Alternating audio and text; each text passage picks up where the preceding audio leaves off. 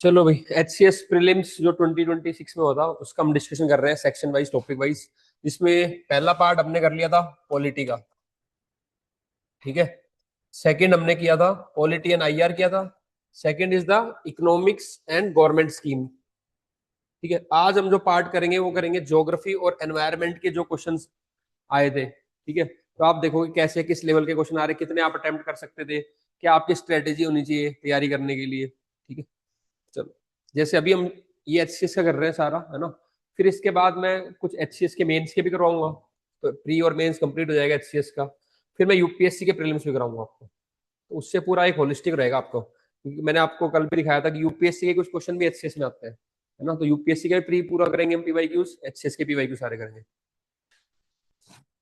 ये ब्रेकडाउन है ज्योग्राफी का। फिजिकल ज्योग्राफी से आपके 8 क्वेश्चन थे। तो जो आपको मैं पहले पढ़ाता हूँ फिजिकल और ह्यूमन ज्योग्राफी पढ़ाता हूँ, तो उसमें फिजिकल ज्योग्राफी से 8 क्वेश्चन थे, ठीक है। फिर रिसोर्सेज, एग्रीकल्चर, इकोनॉमिक ज्योग्राफी, ये ह्यूमन ज्योग्राफी का पार्ट है, इससे 5 क्वेश्चन थे। 8 और 5 13, ठीक है। और 4 क्वेश्चन जो थे एनवायरमेंट, इकोलॉजी, क्लाइमेट चेंज और एनवायरमेंट का पार्ट। वैसे टोटल 17 क्वेश्चन आए थे आपके ज्योग्राफी और एनवायरमेंट से। ये क्वेश्चन नंबर है जो आगे मिलेंगे आपको, ये टॉपिक्स है। हाँ जी, आवाज आ नहीं रही क्या? आ रही है सर। स्टार्टिंग से आ रही है ना आवाज तो? हाँ सर, सही आ रही है बिल्कुल। ठीक है, ठीक है। चलो, ये हो गया। अब देखो पहला क्वेश्चन, करो ये। Consider the following statement. Lapies, क्या पहले तो ये पूछा हुआ है कि कौन कौन से लैंडफॉर्म है, उनके नाम दे दिए। लैपीज दे दिया, सीफ दे दिया, हॉर्न दे दिया। तो पहले तो आपको ये पता होना चाहिए किससे बन रहे हैं। लैपीज किससे बनता है आपका? कास्ट टोपोग्राफी है, ग्राउंड वाटर से बनेगा। अब उसमें फिर आपको पता होना चाहिए इरोजनल है या डिपोजिशनल है। तो एक लैपीज हो गया। फिर सेकंड क्या है? सीफ। तो सीफ आपका कौन सा किससे बन रहा है, वो पता होना चाहिए। फिर हॉर्न बताओ, है कुछ आइडिया? कौन सा? हॉर्न आप कह रहे हो इरोजनल है, ठीक है, और ग्लेशियर से बन रहा है, ठीक है। अब हॉर्न ऐसे बनता है, जैसे माउंटेन के जो पीक है ना, इसको हॉर्न बोलेंगे। और ये कैसे बनेगा? इरोजन से बनेगा, इरोड होके पीक बनेगी ना। तो ये भी ठीक है, इरोजन है, ग्लेशियर से बन रहा है, ग्लेशियल और हॉर्न, ये ठीक हो गया। ऊपर दोनों वाले देखो, लेपीज। सर कास्ट टोपोग्राफी तो उससे बनती है जब इरोजन होता है नीचे के पार्ट का। बढ़िया, ठीक है। कास्ट में हो गया, ठीक है। और वहां पे या ग्राउंड वाटर से जो बनता है पानी, उसमें तो यहाँ पे क्या होता है, ऐसे होल्स बन जाते हैं बीच में लाइन। जब होल्स बनेंगे तो किससे बनेंगे? वो इरोजन से, ना कि डिपोजिशन से। तो ये वाला पार्ट गलत हो गया, आप ऐसे भी कर सकते हो, ठीक है। अब बच गया ये वाला सीफ। सीफ, सीफ आपका एओलिन बोल लो, या फिर आपके जो ड्राई जो होते हैं डेजर्ट में जो बनते हैं लैंडफॉर्म, डेजर्ट लैंडफॉर्म, वहां पे बनते हैं सीफ। ऐसे छोटे छोटे बनेंगे सीफ। और ये क्या होते हैं? सैंड ड्यून्स जैसे टाइप होते हैं। सैंड ड्यून्स दोनों साइड से बनता है, और ये इसकी केवल एक ही साइड होती है, ठीक है। तो सीफ होगा, डिपोजिशनल होगा, और किससे बनेगा? विंड से। तो ये दोनों ठीक है, नोट्स में है सारा, मैंने करवा रखा है, क्लास में देखना उसको, डिपोजिशनल देखना। अभी डायग्राम दिखाऊंगा, फोटो। तो आंसर आएगा ये भी ठीक है, ये भी ठीक है, ओनली 2। तो ये देखो, ये तो हो गया आपकी लैपीज। तो लैपीज जब ग्राउंड वाटर या फिर आपका वाटर कास्ट टोपोग्राफी में बनाता है, लाइमस्टोन के अंदर बनाता है, तो कैसा होगा? ये इरोजनल होगा। लैपीज भी करवाया था मैंने। Lapies is a part of, आप इधर कहीं, lapies is the part of groundwater से बन रहा है, dissolving rock over the time. तो इरोजनल हो गया लाइमस्टोन के अंदर, यानी कि कास्ट टोपोग्राफी हो गया। पर उसमें क्या दे रखा था आपका? डिपोजिशनल। तो वो इसलिए गलत हो गया था लैपीज वाला। यहाँ पे दे रखा है डिपोजिशनल। तो लैपीज इरोजनल है, इरोड करके बना है, डिपोजिशन नहीं। तो इससे आपको आइडिया लगता है, जब भी आप कोई लैंड फॉर्म पढ़ोगे तो आपको पता होना चाहिए इरोजनल लैंड फॉर्म है या डिपोजिशनल। तो जब मैंने करवाया था क्लास में, आपको दोनों अलग तरीके से करवाया था। डिपोजिशनल पहले करवाए थे, इरोजनल बाद में, ऐसे मतलब दोनों को सेग्रीगेट करके पढ़ाया था, और वैसे पूछा हुआ है। फिर अगला पता होना चाहिए कि किस एजेंट से बना है। ग्लेशियर से बनाया है, रिवर से बनाया है, विंड से बनाया है, कोस्टल एरिया में बनाया है। ये 2 बातें उन्हीं से टेबल बना दी उन्होंने। ये ऐसे लेपीज बनेंगे, छोटे छोटे जो गैप बनेंगे इरोजन से बनेंगे। सेकंड था आपका जो सीफ है। तो ये देखो आपका seif, this is the seif. Seif is a type of linear sand dunes whose name come from the Arabic word sword. तलवार की तरह है ये सीफ, ठीक है। It is formed by the accumulation of sand transported by the wind. तो कैसे बन रहा है, जैसे विंड आई है तो वैसे से विंड ऐसे इस तरीके से डिपॉजिट हो गई है, तो it's a depositional feature of the wind. Because it is formed by the sand accumulation it is classified as the depositional.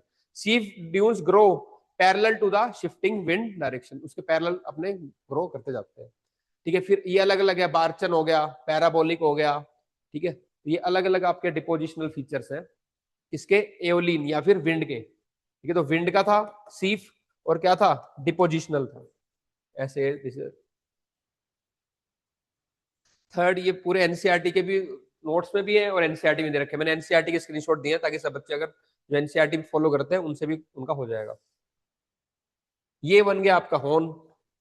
ठीक है, तो ग्लेशियर जब यहाँ से पूरा अल्टीज होती हैं, तीनों साइड से इरोड कर रही होती है, तो बीच में क्या बच जाता है, हॉर्न बच जाता है। तो ग्लेशियर जब इरोजन करेंगे तभी क्या बनेगा, आपका हॉर्न बनेगा। तो horn feature of the erosional और ऑफ किसका है, ग्लेशियर का हॉर्न्स। ठीक है, अगेन इजी वाला पार्ट था, डिफिकल्ट नहीं था। कवरेज कर रखा है, लैंडफॉर्म पहला चैप्टर है जियोमॉर्फोलॉजी, उसमें लास्ट में लैंडफॉर्म करते हैं, उसी अपनी बुक्स में देखना मिल जाएंगे तीनों पार्ट। तो फर्स्ट वाला क्वेश्चन डुएबल था, बस आपको पता होना चाहिए सेग्रीगेटेड इरोजन है, डिपोजिशन है, वो याद करने पड़ेंगे चीजें, क्योंकि अगेन मैंने आपको बताया था चीजें इजी टू अंडरस्टैंड है बट डिफिकल्ट टू मेमोराइज है, इसलिए आपको रिवीजन ज्यादा करने पड़ेंगे, उन्हीं चीजों का रिवीजन करना है, क्वेश्चन हो जाएगा सॉल्व, कोई दिक्कत नहीं है। क्योंकि इस बार ऐसा कोई लग नहीं रहा एरिया कि जैसे आपको कवर नहीं करवाया, सारे एरिया कवर करा रखे, बस आपको याद करना था उन चीजों को। सेकंड देखो, when the river originates from a hill and flow in the all direction the drainage pattern is known as trellis. ये कह रहे हैं हिल से निकल रहा है और सारी डायरेक्शन में फ्लो कर रहा है रिवर का पानी, तो उस पैटर्न को क्या बोलते हैं, ट्रेलिस बोलते हैं क्या, बताओ, यस और नो। नो सर, इसको ये बोलते हैं हम तीनों ही गलत है रेडियल। सर। ठीक है, ट्रेलिस तो ऐसे होता है, एक रिवर होती है पैरेलल, उसकी स्ट्रीम्स पैरेलल होती चल रही होती है, प्राइमरी ट्रिब्यूटरी और सेकेंडरी ट्रिब्यूटरी उसके परपेंडिकुलर होती है, तो दिस इज द ट्रेलिस। तो ट्रेलिस तो है ही नहीं, जो अगर माउंटेन से निकल रही है रिवर्स अलग अलग डायरेक्शन है, ऊपर माउंटेन है जैसे अमरकंटक हो गया, उससे क्या हो रही है, नर्मदा सोम अलग अलग रिवर निकल रही है, तो कैसा पैटर्न है, ड्रेनेज रेडियल, तो इट इज अ रेडियल। तो ट्रेलिस नहीं है, ये गलत हो गया। Drainage pattern resembling the branches of a tree, जैसे ऐसे हो गया, जैसे गंगा का है, ऐसा लगेगा आपको क्या है, ट्रीज की ब्रांचेस है, तो उसको क्या बोलते हैं हम, क्या बोलते हैं, डेंड्राइटिक। ठीक है, और इसने क्या बोल रखा है इसको, सेंट्रीपिटल। सेंट्रीपिटल कौन सा होता है, आपको सोचो सेंट्रीपिटल क्या होता है, अंदर आते हैं, तो ऐसा कोई डिप्रेशन होगा, खड्डा होगा जिसके अंदर रिवर सारी होंगी, उसको क्या बोलेंगे, सेंट्रीपिटल। तो ये भी नहीं होगा। ठीक है, जो ऐसा पैटर्न जो कि रिवर ब्रांचेस को रिजेंबल कर रहा है वो तो होगा आपका डेंड्राइटिक, तो ये भी नहीं है, गलत। Third, when the river discharge their waste their waters from all direction in a lake और डिप्रेशन, एक सारी लेक और डिप्रेशन से एक सिंगल जगह पे ला रहा है, उसको बोल रहा है डेंड्राइटिक। वो कौन सा है, सेंट्रीपिटल। सेंट्रीपिटल। ये सारे उल्टे सीधे एक्सचेंज कर रखे हैं, तो आंसर क्या आएगा, नन ऑफ द। ये भी सिंपल पैटर्न, ड्रेनेज पैटर्न का क्वेश्चन था, कोई दिक्कत।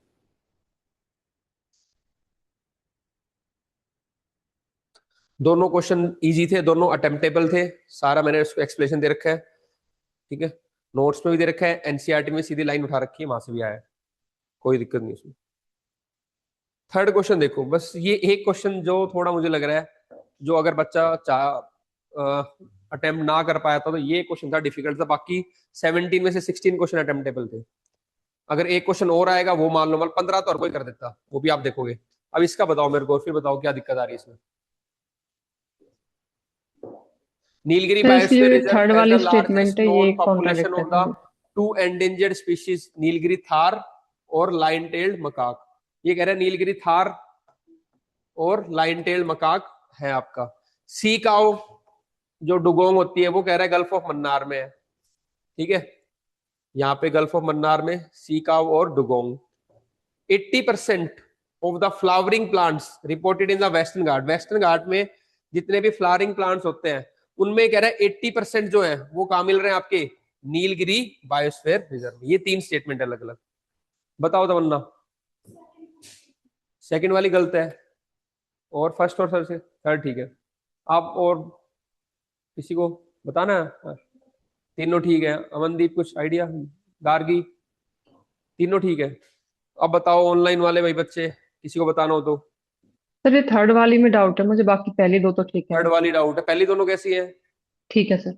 ठीक है, बस इस क्वेश्चन में यही डिफिकल्ट पार्ट था। ये कॉमन बात होती है। ये क्यों गलत करा दिया आपने? सी का हो तो गल्फ ऑफ मन्नार में है ही यहाँ पे डुगोंग। ठीक है, एनवायरमेंट में करवाता हूँ उसको मैं मन्नार में, और करंट में भी डुगोंग तो यहाँ पे रहती है गल्फ ऑफ मन्नार में। ठीक है, तो ये भी ठीक है। और नीलगिरी तो मैंने अलग से करवाया था एक, जो ज्योग्राफी में अलग से बना के लाया था नोट्स नीलगिरी के। ठीक है ना, उसमें पूरा करवाया था ये नीलगिरी थार और लाइन टेल्ड मकाक, ये स्टेटमेंट तो दोनों कॉमन है। अब उस दिन किसी को ये याद आए या उतना डेटा स्पेसिफिक ना, डाउट भी हो सकता है यार 60% है 70% है, तो only this statement make this question difficult. ये दोनों तो क्लियर है, ये सभी पढ़ के जाएंगे, जो सिंसियर बच्चा होगा उसको पता होगी दोनों बातें, जिसने पढ़ाई की नॉर्मल, ये बाहर से नहीं आएगा। ये तो है पार्ट बिल्कुल सिलेबस का जो हर बार पढ़ते हैं। तो अब ये डाउट आ सकता है, इसमें रिस्क लेना था आपने को। अब कोई इसको गलत मान लेगा तो वो ये लगा देगा, कोई इसको ठीक मानेगा तो वो ये लगाएगा, इसलिए ये क्वेश्चन थोड़ा डिफिकल्ट मान रहा हूं मैं इसको। बाकी तो जो पहले और बाकी क्वेश्चन वो सब में हो जाएगा। है ये ठीक, 80% जो फ्लावरिंग प्लांट्स है नीलगिरी बायोस्फीयर में ही होते हैं वो। ठीक है, पर अगेन इस थोड़ा सा डिफिकल्ट हो सकता है, चांस लेने में थोड़ा डर लगता है इस क्वेश्चन में, तो ये मैं डिफिकल्ट साइड मानूंगा। लेकिन आंसर इसका आएगा ऑल 3। अच्छा अच्छा ठीक है, उसमें डाउट था क्या? अच्छा ये पता था, मन्नार का पता था, हाँ तो ये भी हो सकता है डाउट, है ना। चलो तो ओवरऑल मैं मानता हूँ, चलो इस क्वेश्चन में मान सकते हैं कॉम्प्लेक्सिटी के बार दिमाग ना भी चले, कुछ वनरेबल लगे हमें, कुछ हो सकता है ना। तो पर इससे तुम्हारी लर्निंग ये भी होगी कि तुम्हें ये भी पता है ना उसका आईयूसीएन स्टेटस क्या है स्पीशीज का, वो भी पढ़ना है। जैसे हम करंट अफेयर में करते हैं ना, वनरेबल है क्या है, तो वो भी ध्यान रखना है आपने, क्योंकि ये भी कंफ्यूजन आ सकता है एग्जाम के अंदर। तो जब तुम ऐसे क्वेश्चन सॉल्व करते हो तब तुम्हें पता चलता है कि क्या प्रॉब्लम आ रही है सॉल्व करते वक्त, फिर हमें पढ़ाई कैसे अपनी अलाइन करनी है। This is the strategy. यही तो फ्यूचर स्टडी, मैं अलग से बताऊंगा स्ट्रेटेजी, आप खुद ही सोल्व करके अपनी स्ट्रेटेजी डेवलप करोगे। यार ये दिक्कत आ रही थी क्वेश्चन सोल्व करते वक्त, देखते पढ़ने के बाद भी, तो हमें पढ़ते वक्त इन चीजों का ध्यान रखना है। ठीक है, नीलगिरी का दे ही रखा है, थार का लाइन एनसीईआरटी में भी दे रखा है पूरा, और ये भी एनसीईआरटी में गल्फ ऑफ मन्नार। ठीक है, हाँ वो ठीक है, एंडेंजर्ड वो एनवायरमेंट का पार्ट होता है। और third, Nilgiri biosphere reserve act as the extraordinary ecological hub confluence of the western Ghat and eastern Ghat, ये आपको पता है वेस्टर्न घाट और ईस्टर्न घाट्स कहाँ मिलते हैं? नीलगिरी में। ठीक है, according to UNESCO document the reserve harbours exceptionally rich floral diversity containing about 80% of all the flowering plant species documented across the entire western ghats। तो ये क्वेश्चन वी कैन अंडरस्टैंड कि डिफिकल्ट पार्ट था, अगर छोड़ना चाहते हैं आप छोड़ सकते थे। बाकी और क्वेश्चन ऐसे नहीं मिलेंगे, एक और मिलेगा अगर, वो भी इजी एनसीईआरटी में है मिनरल बेस्ड का, पर कई बार मैं मानता हूँ याद नहीं रहता, इसलिए मैं उसको डिफिकल्ट मानूंगा। बाकी तो 15 क्वेश्चन आराम से डुएबल थे। चलो ये बताओ, Mizoram is known as molasses basin, bugyals ये कह रहा है higher reaches of greater Himalayas में मिलेंगे, लोकतक लेक मिजोरम में है।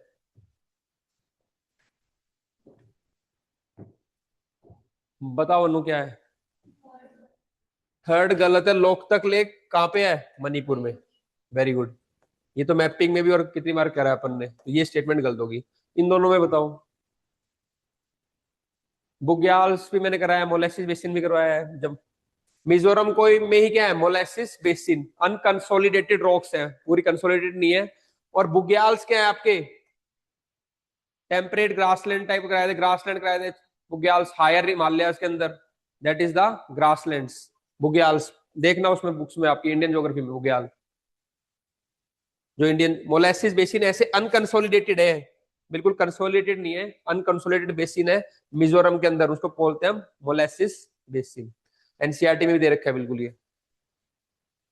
ठीक है, bugyals are the vast alpine pasture lands. ठीक है, जो पास्चर लैंड्स है वहां पे। ठीक है, सॉरी टेम्परेट मैंने गलत बोल दिया, आपको बोलना है वहां पास्चर लैंड्स है। ठीक है, जो भी चारवा जहाँ पे चारा करते हो ना, वो है पास्चर लैंड्स, अल्पाइन पास्चरलैंड और the summer grasslands located in the higher reaches of Himalayas, most prominent in the Uttarakhand. तो उत्तराखंड और हायर हिमालयाज में ये जो आपके पास्चर लैंड्स है बुग्याल्स इनको बोलते हैं। ठीक है, इंडियन ज्योग्राफी में इसको देखना। भूटिया गुज्जर ये क्या होते हैं वहां पे? जो आपके नोमैडिक हर्डर्स होते हैं वो वहां पे हर्डिंग करवाते हैं। ठीक है, ये भी दे रखा है एनसीईआरटी में, bugyals the summer grasslands of the higher reaches.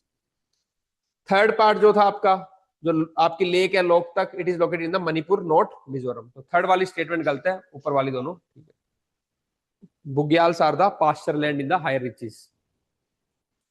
Pacific ring of fire, जो आपकी पैसिफिक रिंग ऑफ फायर है, is associated with the high seismic and volcanic activity. तो यहाँ पे तो होते ही हैं, वोल्केनो है और आपके अर्थक्वेक है पैसिफिक रिंग ऑफ फायर, ठीक है। It is located in the Indian ocean, it is located in the Pacific ocean. Pacific ये ओशन। स्टेटमेंट फॉल्स है और फर्स्ट स्टेटमेंट ट्रू है। Answer is C. इजी था क्वेश्चन, सी। ये है Pacific ring of fire, ठीक है, जहां पे प्लेट्स की मूवमेंट हो रही है, ठीक है, इसको रिंग ऑफ फायर बोल देते हैं। पैसिफिक प्लेट है, ठीक है। तो यहाँ पे जहाँ प्लेट्स की मूवमेंट होती है वहां पे ज्यादा क्या होंगे, सिस्मिक एक्टिविटी, अर्थक्वेक, वोल्केनो होगा, ठीक है। पर ये है किसमें, पैसिफिक ओशन में। वो कह रहा है कहाँ पे था, इंडियन ओशन में। नाम ही जब पैसिफिक रिंग ऑफ फायर होगा तो इंडियन ओशन में कैसे होगी, तो इजी क्वेश्चन था ये भी। The highest temperature on the ocean surface is recorded on the equator. ये कह रहा है ओशन सरफेस पे देखोगे तो इक्वेटर पे हाईएस्ट टेम्परेचर होगा। बताओ अमनदीप, ज्योग्राफी होगी ना आपकी, बताओ, क्वेश्चन पढ़ लो।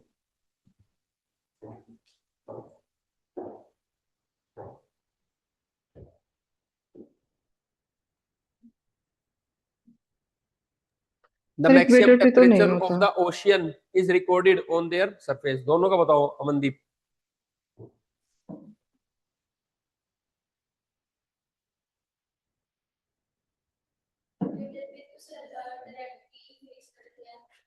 ठीक है,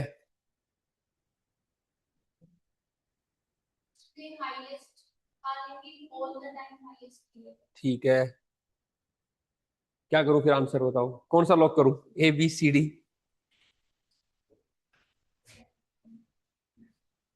सिलेक्शन का सवाल है ये।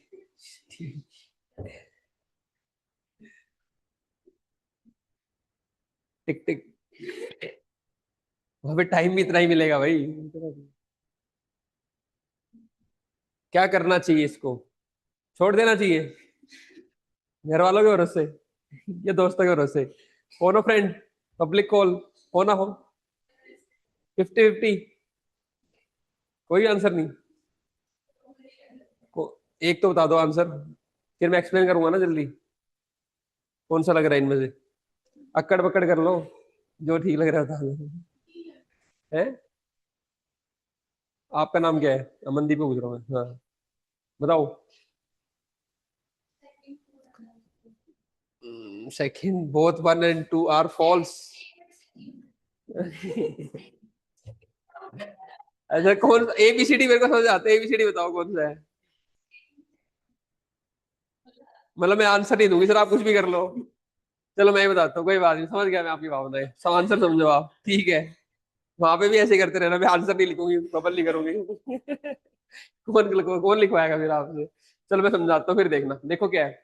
The highest temperature on the oceanic surface, ये कह रहा है ओशियन के सरफेस के ऊपर, सरफेस पे highest temperature is recorded at the equator. Equator पे क्या हाईएस्ट टेम्परेचर होता है नु, नहीं, बिकॉज इक्वेटर पे क्या होते हैं, क्लाउड्स होते हैं, और इक्वेटर पे क्या हो जाते हैं, बारिश होगी तो फिर बादल होंगे तो बारिश हो जाएगी। तो हाईएस्ट टेम्परेचर इक्वेटर पे नहीं होता, इक्वेटर से थोड़ा सा नॉर्थ और थोड़ा सा साउथ मिलेगा। तो ये स्टेटमेंट तो आपकी क्या होगी, गलत, ठीक है। अब सेकंड में जो डाउट था उसको और क्लियर करते थे।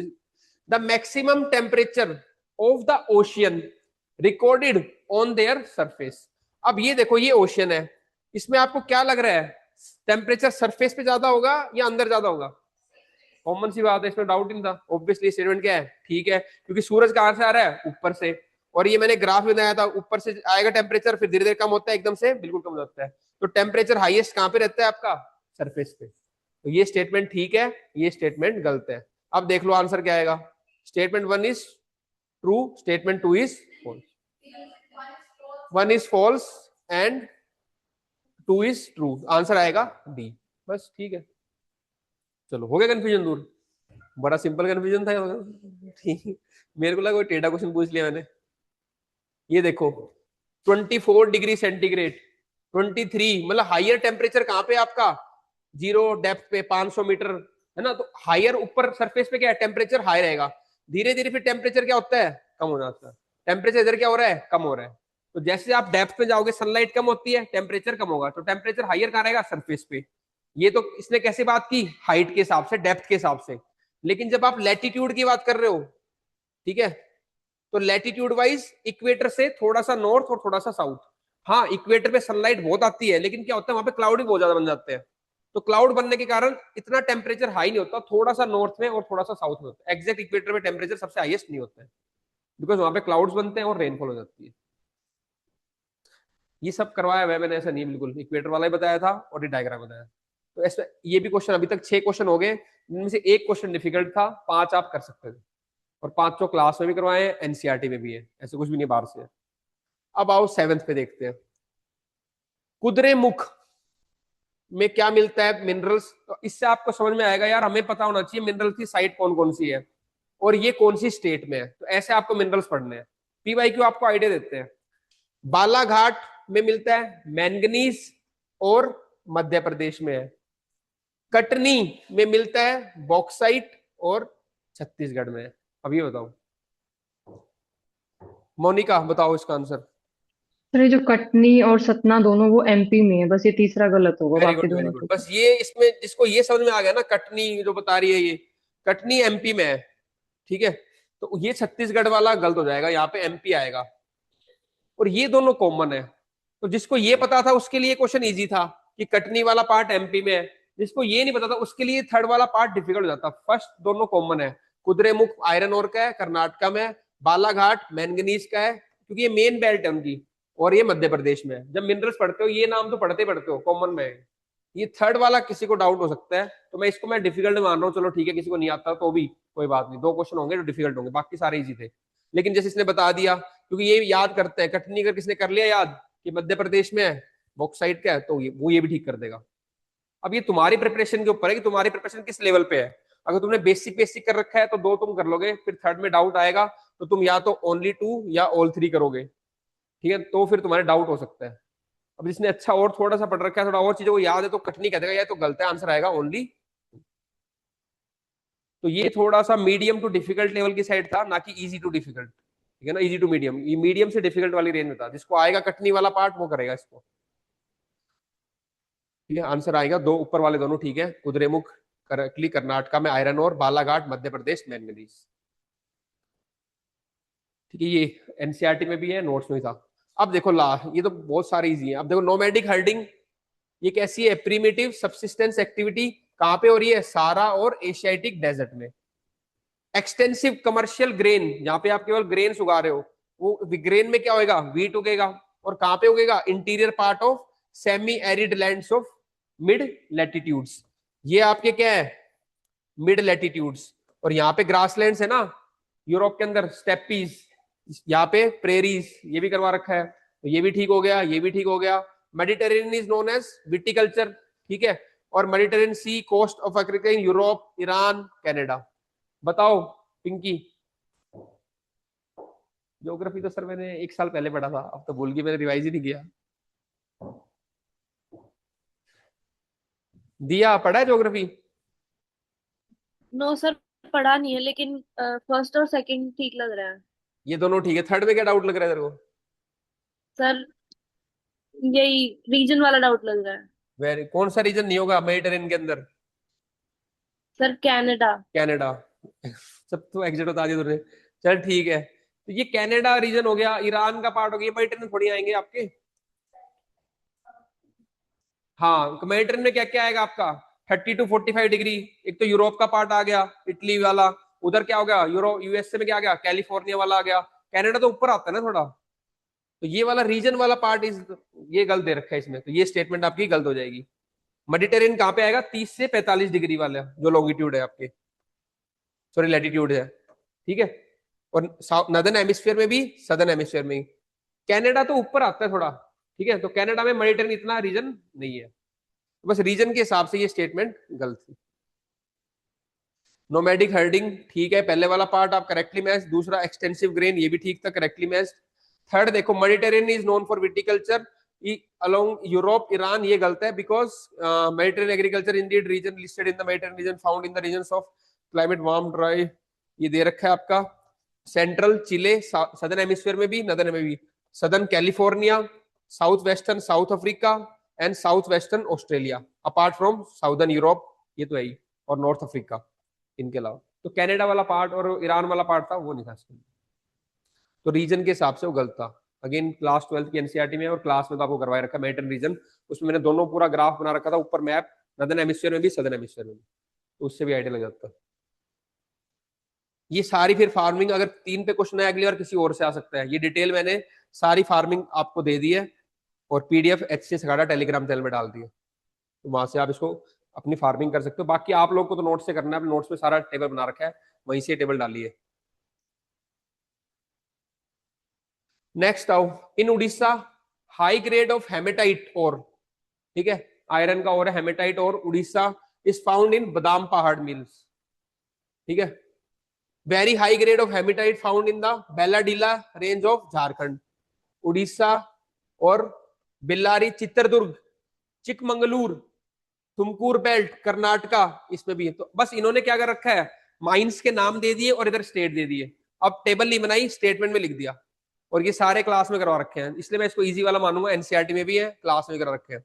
अब बताओ क्या इसमें आंसर, बताओ गार्गी। ऑल 3 यानी कि सी, फर्स्ट 2 करेक्ट है, थर्ड में डाउट है, ठीक है। चलो और कौन है, बताओ मोनिका। सर ये बेलाडिला तो छत्तीसगढ़ में है ना शायद? बेलाडीला छत्तीसगढ़ में है, छत्तीसगढ़ में है। ओके। सर थर्ड ठीक है। आपको कौन थर्ड सा लग सही। रहा है, दिया थर्ड वाला ऑल 3? दो सही है सर, सर नहीं थर्ड, ओनली 2। थर्ड वाला ऑप्शन ठीक है, वो वाला ठीक है, थर्ड पार्ट। तो आंसर क्या करूं ABCD में, ई मान लो, नन ऑफ द अबव, जो भी हम करते हैं ना, नॉट अटेम्प्टेड, सर सेकंड गलत है तो ओनली 2। ओनली 2 कर दिया, ठीक है। और आपका संदीप,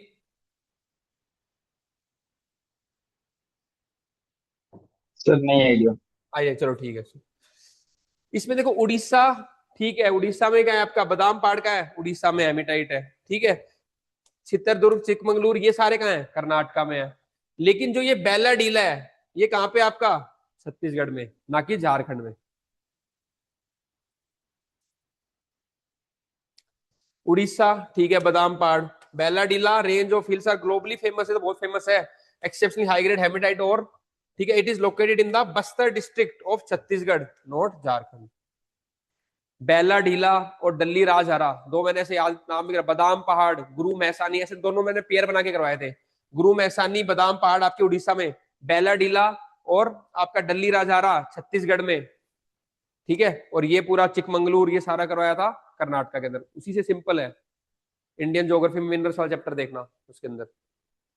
बाकी मैप ये मैंने दे रखा है, इधर आपको उड़ीसा की एक बेल्ट है, ठीक है, ये डल्ली राजहरा और बेलाडीला बोला था ना, ये छत्तीसगढ़ की बेल्ट है।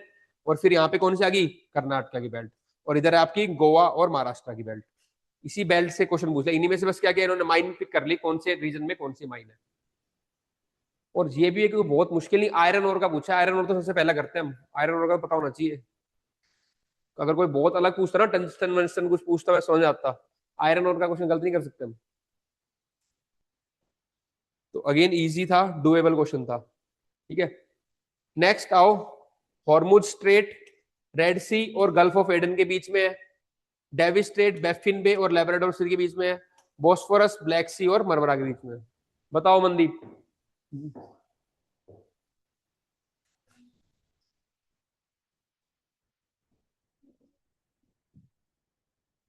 ये बताओ, हॉर्मुज स्ट्रेट का बताओ मेरे को, ये तो सही है। और बैफिन का, डेविस स्ट्रेट का, चलो ये आइडिया नहीं होगा। बोस्फोरस का, ये तो, ये भी सही है, क्या करूं, ये सही। चलो अनु आप बताओ। पहला गलत है, क्यों गलत है? देखो यहाँ पे थी बाबल मंडेब और यहाँ पे क्या है आपका, हॉर्मुज स्ट्रेट। तो यहाँ पे तो ठीक है, आपकी पर्शियन गल्फ होगी, ठीक है। और इधर कौन सी होगी आपकी, गल्फ ऑफ ओमान।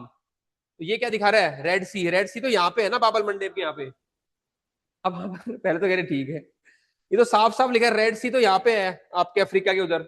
और ये कहाँ पे, तो इतना न्यूज में था हॉर्मुज स्ट्रेट, ये गल थोड़ी करोगे, ठीक है। ये यहाँ पे आ गया आपका रेड सी, सॉरी हॉर्मुज स्ट्रेट आ गया आपका पर्शियन गल्फ और गल्फ ऑफ ओमान। यहाँ पे गल्फ ऑफ एडन है, तो गल्फ ऑफ एडन और रेड सी के यहाँ पे कौन सी है, बाबल मंडेब। तो ये कई बार कंफ्यूज करते हैं इस दोनों के अंदर ही, ठीक है, तो ये स्टेटमेंट तो गलत होगी। सेकंड बताओ डेविस स्ट्रेट, ठीक है, तो डेविस स्ट्रेट आप देखना यहाँ पे ग्रीनलैंड के, यहाँ पे कनाडा ऊपर, यहाँ पे डेविस स्ट्रेट मिलेगी आपको, जाके बैफिन बे और लेब्राडोर सी, ऊपर बैफिन बे है, नीचे लेब्राडोर सी है, ये ठीक है। और ये तो मैंने पूरा कोड से करवाया था, ये क्या है अनु, थर्ड वाला, ठीक है, मैंने बताया था बॉडी ब्लैक हो जाती है, उसको फॉस्फोरस से जला देते हैं, मर जाते हैं, वो सारा करवाया था मैंने। तो बॉस्फोरस स्ट्रेट, ब्लैक सी और सी ऑफ मरमरा करवाया था ना पूरा। देखना यूरोप के अंदर जब मैपिंग वाली जो क्लास कराई थी उसमें पूरा की बॉडी जल जाएगी, उसको जला देंगे माचिस से, माचिस क्या होता है फॉस्फोरस, वो वाला कोड पूरा करवाया था, बॉडी बर्न हो जाएगी, ब्लैक हो जाएगी, ब्लैक सी मरने के बाद, ज्योग्राफी क्लास में देखना आप लोग, ठीक है। तो ये सारा वहां से होएगा आपका। हॉर्मुज स्ट्रेट ये आ गया, गल्फ ऑफ ओमान और पर्शियन गल्फ के बीच में हॉर्मुज स्ट्रेट, तो ये ठीक है। और इधर आगे जाओगे सऊदी अरेबिया की तरफ, तो यहाँ पे मिलेगा आपको रेड सी और गल्फ ऑफ एडन, उसमें मिलेगा बाबल मंडेब, तो ये गलत हो गया था, ठीक है। बैफिन बे और लेब्राडोर सी के बीच में डेविस स्ट्रेट, ये ठीक है। नेक्स्ट सी ऑफ मरमरा, अब देखो यहाँ पे दर्द होता है, मैंने बताया था, दर्द के बाद फिर इंसान मर जाएगा, ठीक है, फिर उसको फॉस्फोरस माचिस जला देंगे, एशेज उसकी ब्लैक हो जाएंगी, ये सारा मैंने सीक्वेंस से करवाया था नीचे से ऊपर तक, मैपिंग की क्लास में भी, ज्योग्राफी क्लास में भी। तो ये यहाँ पे इसके दोनों के बीच में आएगा ब्लैक सी, और सी ऑफ मरमरा के बीच में क्या आएगा, बॉस्फोरस स्ट्रेट, ये ठीक है। तो इसमें से दो ठीक है, एक गलत है। Next is the Kuroshio is a cold current in the Pacific ocean, बताओ Gargi, Kuroshio is the cold current in the Pacific ocean. Kuroshio ocean current flows from tropic to south pole. Kuroshio is the ocean current in the western part of northern Pacific.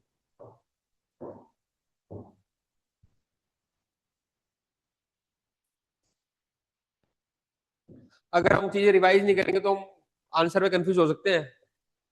पढ़ सब रखा है तुम लोगों ने, बस revision पे ध्यान लगाना है।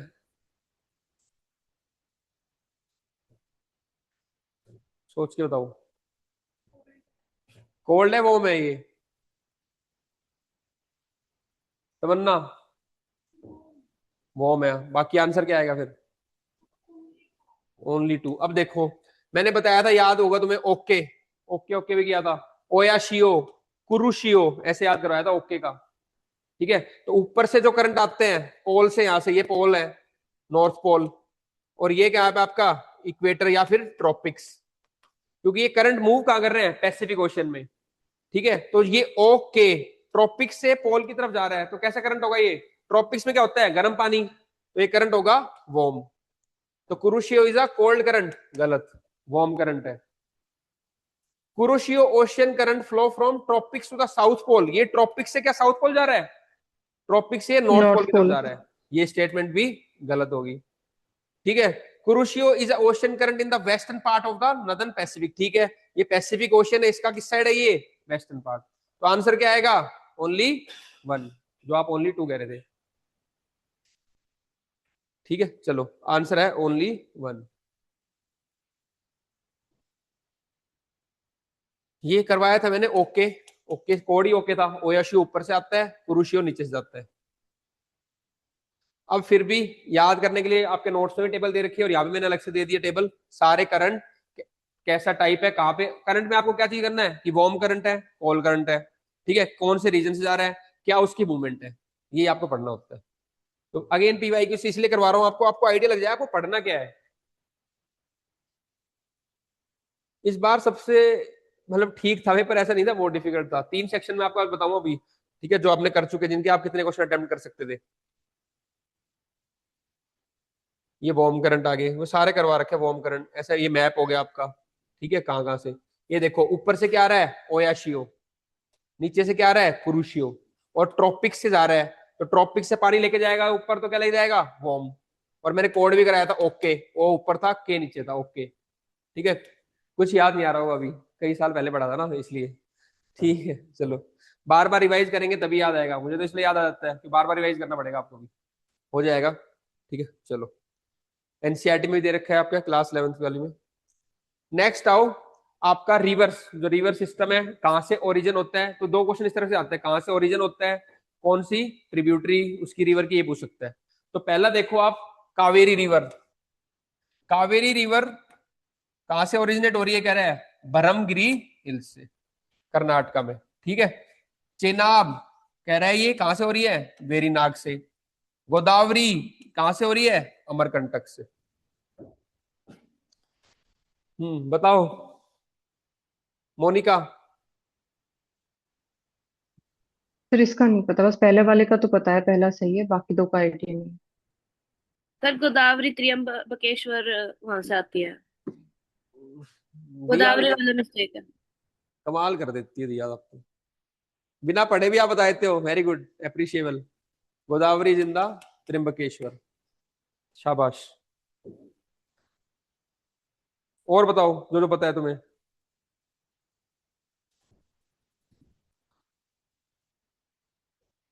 थर्ड तो इसने बता दिया, दिया ने गलत हो गया, बाकी स्टेटमेंट। हाँ जी, सेकंड सही है, वेरीनाग चेनाब। झेलम आएगा, चलो मिल बांट के तुम लोग कर ही लोगे सारे, ठीक है। ये स्टेटमेंट आपकी गलत होगी। और एक बता दो भाई, ब्रह्मगिरी का और बता दो, फिर आंसर ही आ जाएगा।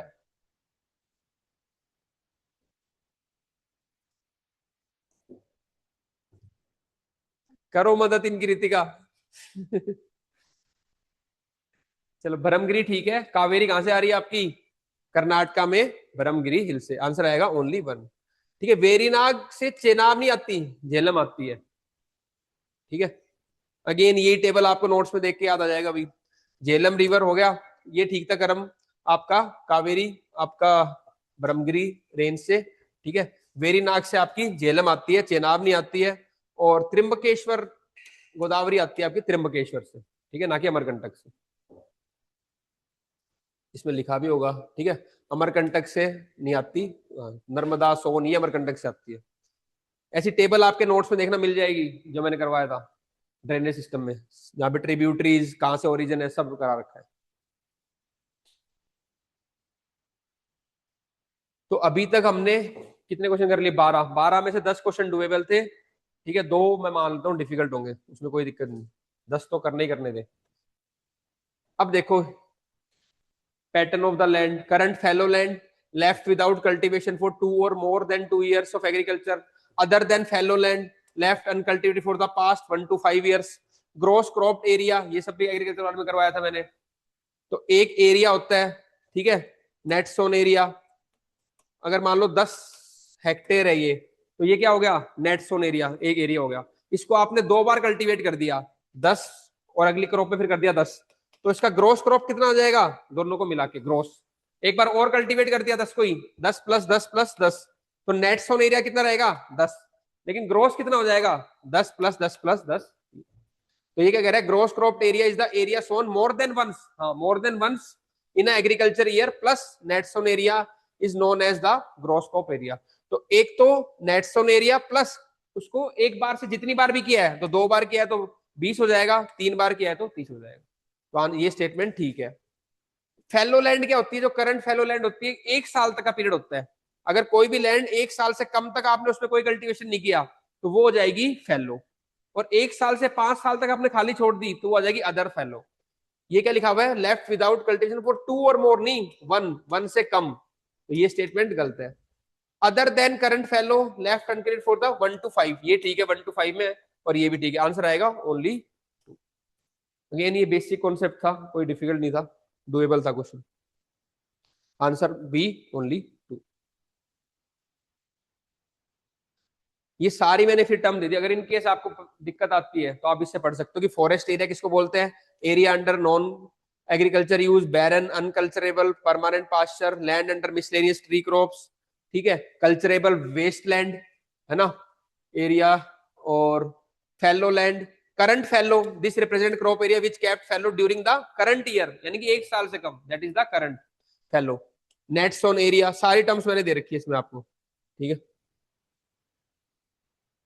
ये एक बार पढ़ लेंगे। नेक्स्ट आओ, नेशनल वाटर वे। अगेन ये तो मैंने सारे 6 के 6 करवाए थे, बताओ इनका आंसर।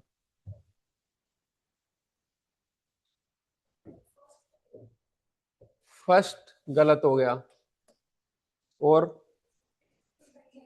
सेकंड सही है।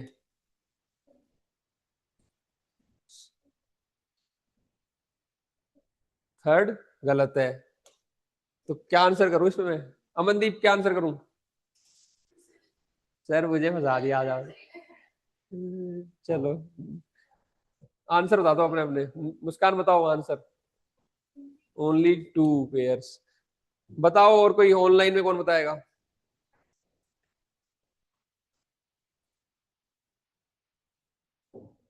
क्या करके क्या करना है, आंसर बताओ।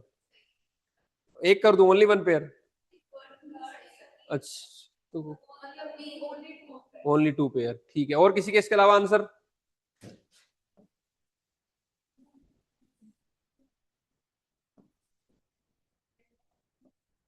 बताओ भाई, फिर मैं बता दूंगा। मोनिका? No idea sir. ना ना है। मोनिका? नहीं पता सर। नहीं नहीं पता, पता सर। ठीक है। और किसी को दिया पता है ये वाला? चलो कोई नहीं, बता देते हैं। ये तो सिंपल है यार, ये कैसे देखो। कोई नहीं, चलो। पहला मैंने बताया था आपका जो फर्स्ट था, ठीक है, इलाहाबाद टू हल्दिया, ये हो गया नेशनल वाटरवे 1। फिर दूसरा, अनु बताओ। नहीं, सदिया टू डुबरी, नेशनल वाटरवे 2। फिर 3 नंबर यहां पे आ गए थे, नेशनल वाटरवे 3, जो केरला वाला था, कोल्लम कोट्टापुरम वाला जो था, दैट इज नेशनल वाटरवे 3। तो ये हो गया आपका वेस्ट कोस्ट कैनाल, ये वेस्ट में आ गया ना, वेस्ट कोस्ट कैनाल। भाई इंडिया के किस साइड हो तुम? वेस्ट में हो ना इधर। तो ये कौन सा हो गया? West coast canal, national waterway number 3। अब इधर से वापस कहा जाओगे तुम? ईस्ट की तरफ। अब सारे ऐसे बढ़ते जाएंगे, ये क्योंकि दो तो याद हो जाते हैं मैं बिल्कुल। पहला इलाहाबाद टू हल्दिया, सदिया से डुबरी, 10 बार बोला था कि क्लास, ठीक है। फिर तीसरा आ जाओ यहाँ पे केरला, बिल्कुल वेस्ट में आ जाओ, ठीक है, कोल्लम कोट्टापुरम, ये सारा केरला वाला जो पार्ट है, वेस्ट कोस्ट कैनाल। फिर वेस्ट के बाद तुम यहाँ पे जाओगे, यहाँ पे कौन सा आएगा? नेशनल वाटरवे 4, जो आपका गोदावरी कृष्णा काकीनाडा वाला एरिया होगा। फिर और फर्दर कहां पे जाओगे?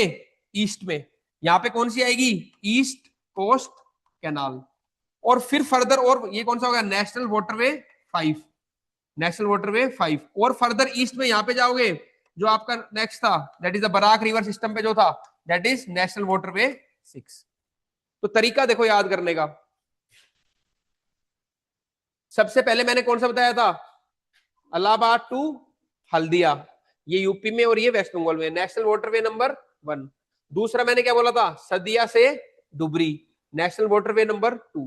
तो 1 2 तो कॉमन है, याद रखते हैं। फिर हम सीधे कहां चले गए? वेस्ट में, केरला में, west coast canal Kollam to Kottapuram, this is national waterway number 3,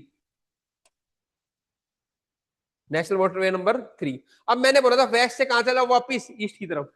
तो जब यहाँ पे सेंटर में आओगे तो that is national waterway number 4, ठीक है, काकीनाडा टू पुदुचेरी, यहाँ पे काकीनाडा वाला एरिया हो गया। क्लियर है? फिर उसके बाद और ऊपर आओगे, यहाँ पे नेशनल वाटरवे नंबर 5, जो आपकी ब्राह्मणी डेल्टा, इसको हम क्या बोल देते हैं? East coast canal. फिर और इधर जाओगे फर्दर तो कौन सा रिवर सिस्टम आ गया यहाँ पे? Barak river system. तो वेस्ट से वेस्ट कोस्ट कैनाल, फिर आपका काकीनाडा वाला, फिर ईस्ट कोस्ट कैनाल, फिर बराक। तो ये 1 2 3 4 5 और 6 ऐसे आएगा। अब देख लो, national way water number 1 Kollam to Kottapuram, ये तो भाई ठीक है। National waterway 2 Allahabad to Haldia, ये तो 1 था।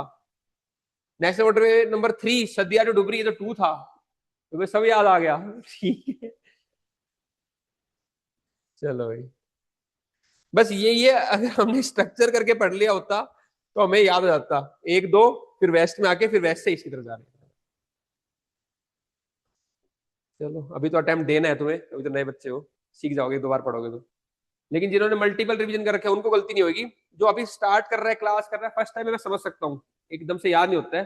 करवा सब रखा है आपको, बस आपको बार बार रिपीट करना है, बिकॉज अभी आपने उस क्लास को बस एक बार देखा ही है। जैसे आप टेस्ट दोगे, 2 3 बार रिवाइज करोगे, पैटर्न समझोगे, एक बार मैंने करवा दिया आपको पीवाईक्यू के थ्रू, तो वो दिमाग में बैठ जाएंगे। प्रोवाइडेड आप कंटिन्यूसली करो उस चीज को, लगातार करो। जो भी सब्जेक्ट, जैसे आपके पॉलिटी है तो पॉलिटी को पढ़ो, बार बार रिवाइज करो, उनके जो टेस्ट है वो करो, पीवाईक्यूज करो, जैसे इकोनॉमिक्स का टेस्ट हुआ था, इकोनॉमिक्स को एक्स को करो, अब अगला समय हिस्ट्री स्टार्ट होगा आपका, फिर ज्योग्राफी स्टार्ट होगा। तो जो जो सब्जेक्ट आपके हो चुके हैं उनको रिवाइज करना अच्छा स्टार्ट करो आप लोग, उनके पीवाई की प्रैक्टिस करो, मल्टीपल टाइम रिवीजन करो। तो क्वेश्चन तो आप देख रहे हो ऐसा कुछ भी नहीं है बाहर से। चलो ये एनसीईआरटी में दे रखा था सारे 1 2 3 4 5 तक दे रखे हैं, मैंने 6 बता दिया आपको, पर इन्होंने तो 3 में ही खेल दिया था आपको, 3 तक भी आता तो भी काम चलता, 3 4 भी हो जाता काम। तो वो क्वेश्चन भी इजी था। 14 15 देखते हैं। India is committed to achieving net zero by 2070।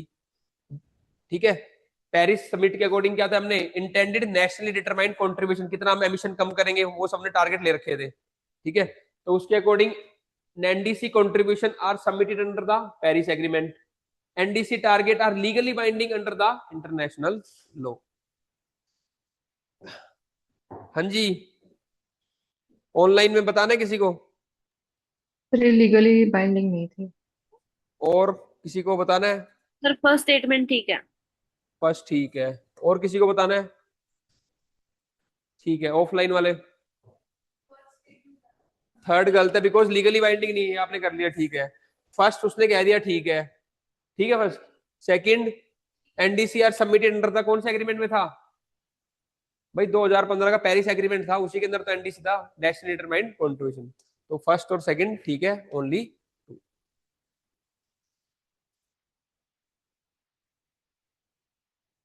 ये देखो आपका नेट जीरो हमें करना है 2070 तक। पेरिस एग्रीमेंट के अंदर ही हमने नेशनल डिटरमाइंड कंट्रीब्यूशन की, हर एक नेशन डिटरमाइन करेगा कि हम कितना कंट्रीब्यूट करेंगे एमिशन रिडक्शन में, वो पेरिस एग्रीमेंट के अंदर था। ठीक है, third is the emission target, they are not legally binding. Next आओ 16th, project cheetah, it aims to reintroduce cheetah into India after their extinction. ठीक है, सेकंड, एनवायरमेंट की बुक के अंदर मैंने प्रॉपर फोटो बना रखी है प्रोजेक्ट चीता की। ठीक है, the project is implemented by the National Tiger Conservation Authority. बताओ पिंकी, दोनों ठीक है? Answer is both statement 1 and 2 are true. ठीक है, दोनों ठीक है, शाबाश। चलो खुशी हुई मेरे को भी, एक क्वेश्चन सही होता। ठीक है, next last question, global carbon budget 2024 is released by IPCC. It tracks global CO2 emissions and sinks. बताओ मनदीप, नहीं हुई? अनु, तो तुम 2 3 बच्चे हो इसलिए पूछ रहे हो जिनका हो रखा है, बाकी तो हुआ नहीं ना किसी का। बताओ अनु, आप बताओगे? Intergovernmental panel on climate change, बताओ अब। गार्गी आप बताओ। It tracks the CO2 emission only two. देखो इसका मैंने वो आपको नहीं भी बताओ, मैंने पहले बताया था, आईपीसीसी अपनी कोई वो नहीं बनाता रिपोर्ट या रिसर्च नहीं करता, वो दूसरों की रिपोर्ट को देख के फिर असेसमेंट रिपोर्ट्स आती है उसकी। ये मैंने जब आईपीसीसी पढ़ाया था उसमें बताया था कि आईपीसीसी की अपनी रिपोर्ट नहीं आती कोई। ठीक है, तो ये कह रहा है global carbon budget is release by, IPCC नहीं करता, कोई और ऑर्गेनाइजेशन करेगी। आईपीसीसी तो मान लो इसकी जो रिपोर्ट होगी उसको एनालाइज करेगा, वो एनालिसिस करता है, अपनी अलग से रिपोर्ट नहीं निकालता कोई। तो ये स्टेटमेंट गलत हो जाएगी। ठीक का आपने आंसर बिल्कुल। और ठीक है, जब ग्लोबल कार्बन बजट है तो किसका ध्यान रखेगी? CO2 का ही करेगी ना। It tracks the global CO2 emission and sinks. ठीक है, करेक्ट आंसर है ओनली, आंसर इज ओनली 2। तो ओवरऑल जो ये सब दे रखा है पूरा, ठीक है, पढ़ लेना इसको। तो मेरे को जो समझ में आ रहा है, जो एक एनालिसिस है, 15 क्वेश्चन 17 टोटल क्वेश्चन आए ज्योग्राफी एनवायरनमेंट के HCS 2026 में प्रीलिम्स में, जिसमें से 15 डुएबल थे। जो 2 डिफिकल्ट मैं मान रहा हूं, वो एक तो वो था 80% नीलगिरी में फ्लावर्स वाला जो पार्ट था, ठीक है, नीलगिरी वाला। और दूसरा, चलो अगर कटनी वाला नहीं पता तो आप एक मिनरल वाला क्वेश्चन मान लो। ये 2 क्वेश्चन मैं मान रहा हूँ कि जो थोड़े डिफिकल्ट है, उसके अलावा 15 क्वेश्चन तो इजीली डुएबल थे। तो अभी तक हमने 3 सेक्शन किए हैं। पहला पॉलिटी, उसमें कितने क्वेश्चन थे टोटल? 14, जिसमें से 12 डुएबल थे। ठीक है, 12 डुएबल थे। और फिर हमने किया इकोनॉमिक्स, उसमें कितने थे क्वेश्चन? 11 थे। और 11 में से कितने डुएबल थे? मैंने कितने बताए थे कल, 9 या 10? 10। 10 डुएबल थे। एक क्वेश्चन था जो थोड़ा डिफिकल्ट था, वो भी फर्स्ट वाला था, जो आईएमएफ की अलग अलग जो टर्म्स थी, बस उसको छोड़ के बाकी सारे डुएबल थे। और आज की अगर हम सेशन देखते हैं तो अगर हमारे पास 17 क्वेश्चन है, इसमें मानता हूं 15 डुएबल थे। तो अभी तक हमने 3 सेक्शन कवर किए हैं, 15 और 10, 25 और 12, 37। तो 37 क्वेश्चन तो हम कर सकते थे। कट ऑफ कितनी थी? 52.25। धीरे धीरे मैं तुम्हें कट ऑफ तक लेके जाऊंगा, ठीक है। अभी तो सेक्शन, अभी तो पार्टी बाकी है। अभी क्या क्या बचा है आपका? हरियाणा जीके, साइंस और हिस्ट्री एंड कल्चर। ये है हरियाणा जीके के लगभग 23 क्वेश्चन थे इस बार जो आपका, तो यानी कि 25% पेपर अराउंड हरियाणा जीके था इस बार, ठीक है। और साइंस के भी अभी देखेंगे और हिस्ट्री के भी देखेंगे। तो 37। अब आपको और कितने क्वेश्चन चाहिए कट ऑफ क्लियर करने के लिए? यहाँ पे इधर हो गए 3, है ना, और 40, 10, 13 और 2, 15, 16 मान लो। मैं कह रहा हूं और कट ऑफ थोड़ा मार्जिन रख लो, 20 क्वेश्चन और मान लेते हैं हम, ठीक है। अब इनमें से हमें 20 क्वेश्चन आने चाहिए, तो तुम्हारा क्या हो जाएगा, लगभग तुम कहां पहुंच जाओगे? 57 पे पहुंच जाओगे। मैं मान रहा हूँ और थोड़ा ऊपर रखो मार्जिन अपना, ठीक है ना। 57, 60 तक तो हमें ट्राई करना चाहिए, ताकि हम बिल्कुल सेफ रहे, हमारे कट ऑफ कितनी भी जा रही है उसके हिसाब से। तो ये क्वेश्चन डुएबल थे। अब इनमें से हम देखेंगे कैसे हम 20 क्वेश्चन करेंगे इन सेक्शन के अंदर से, वो भी मैं आपके सामने कराऊंगा, आपको खुद लगेगा हाँ ये मैनेजेबल थे या नहीं थे। तो इनमें से अगर आप कोई कैसे भी करके, मान रहा हूं मैं हिस्ट्री में से भी 7, 8, 20 क्वेश्चन में से अगर आप 8 क्वेश्चन कर पाते, साइंस में 8 कर पाते, हरियाणा जीके के अगर ज्यादा नहीं भी आ रहे आपको, अगर आप 8, 8, 16 छोड़ो, 5, 6 भी हो जाते तब भी क्वेश्चन, जो क्योंकि इसमें से 6, 7 क्वेश्चन तो ऐसे थे जो मैंने 2 क्लास से आए हुए थे। मैंने एक क्लास ली थी बजट की, एक क्लास ली थी इकोनॉमिक सर्वे की, उसी से 5-6 क्वेश्चन आए हुए थे। तो वो 5-6 क्वेश्चन भी हो जाता, एक आधा बेसिक हरियाणा जीके भी कर लेते। तो 23 में से अगर तुम 5-6 क्वेश्चन भी कर लो हरियाणा जीके के, और हिस्ट्री के भी 7-8 क्वेश्चन कर लो, या यहाँ पे 7-8 कर लो, यहाँ 5-6 कर लो, मतलब इतना कोई बड़ी बात बचेगी नहीं। अब जब आप क्वेश्चन पेपर देखोगे ना अभी इनके सेक्शंस के, तो उनमें लग जाएगा हाँ भाई 6, 7, 7-8 कर लेते, 8-8 करते तो हो ही जाएगा 24, 20। हमें तो 20 का आंकड़ा करना था, तब भी तुम कट ऑफ से ऊपर जा सकते थे आराम से। बाकी देखेंगे, अभी 3 सेक्शन बचे हमारे, कैसे तुम्हें क्वेश्चन फील हो रहा है, क्या डिफिकल्ट है, कैसे, ठीक है। नेक्स्ट ये 3 कवर करेंगे हम आने वाले सेशन।